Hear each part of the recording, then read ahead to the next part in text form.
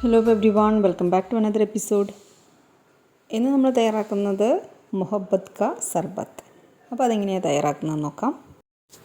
ആദ്യം തന്നെ നമുക്ക് ഇതിന് വേണ്ടി ഇൻഗ്രീഡിയൻസ് എന്തൊക്കെയാണെന്ന് പരിചയപ്പെടാം. വാട്ടർമെലൺ ചെറുതായിട്ട് കുത്തിയരിഞ്ഞത്, ഐസ് ക്യൂബ്സ്, റോസ് സിറപ്പ്, ഫ്രൂട്ടോമാൻസിൻ്റെ റോസ് സിറപ്പാണ് ഞാനിവിടെ യൂസ് ചെയ്യുന്നത്, പിന്നെ നല്ല തണുപ്പിച്ച പാല്. അപ്പോൾ നമ്മുടെ സർബത്ത് തയ്യാറാക്കാനായിട്ട് ഞാനിവിടെ ഒരു സെർവിങ് ഗ്ലാസ് എടുത്തിട്ടുണ്ട്. അതിലേക്ക് ഐസ് ക്യൂബ്സ് ഇട്ട് കൊടുക്കാം. ഇനി അതിലേക്ക് നല്ല തണുപ്പിച്ച പാല് ഒഴിച്ചു കൊടുക്കാം. ഇനി നമ്മുടെ റോസ് സിറപ്പ് ചേർത്ത് കൊടുക്കാം.